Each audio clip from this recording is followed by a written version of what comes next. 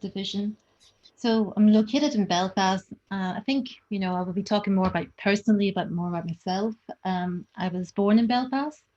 My father came over from Hong Kong in the early 1960s.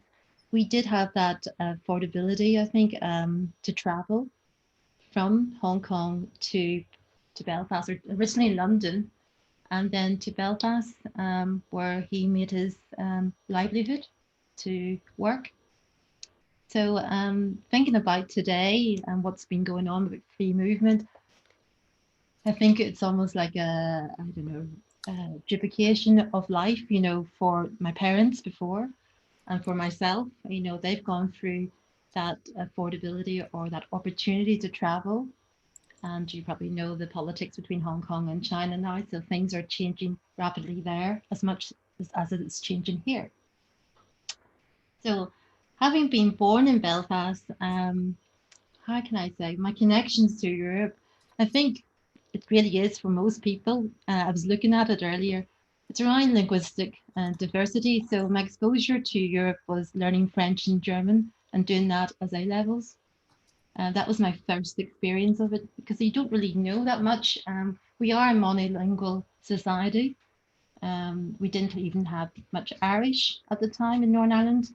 So to me, French and German was seen to be the way. My mother always said that learning other languages will open you other opportunities. I didn't really do it as well, but my work has. And having been brought up in Northern Ireland, I was always suppose I was um, would say that I was very aware that I was different. I would be the first um, primary school child that was of what we call today people of color. I was the only ethnic minority child in school at grammar school. Um, but growing up, I always was aware of not so much a difference, but being part of the society. And as time came past, I did community relations work. I worked in education. Oh, I had a bit of excitement before that. I graduated in fashion textiles. I think that was one way of thinking of moving beyond Northern Ireland and being excited by the French haute couture and the likes of Gaultier, etc., etc.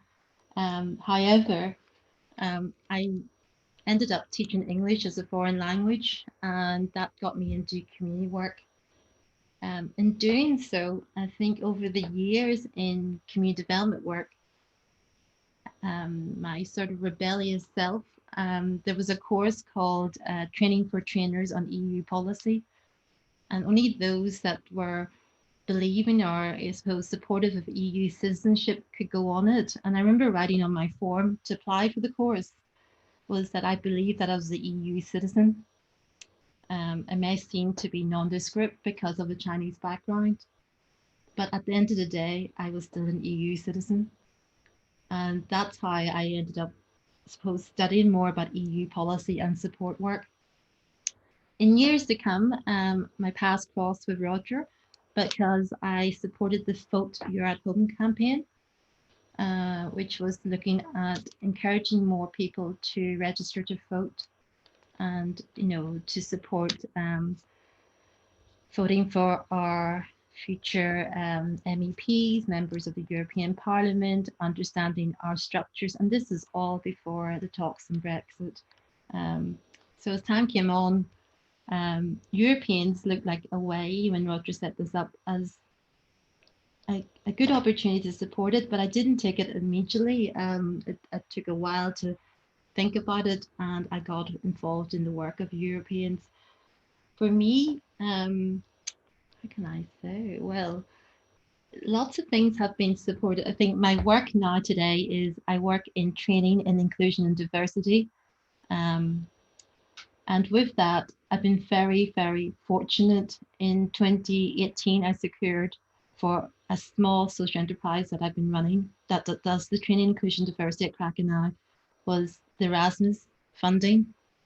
And my partners are from Italy, Turkey, Greece, and Scotland. We finished our Erasmus project in 2020. I've had the most fantastic time.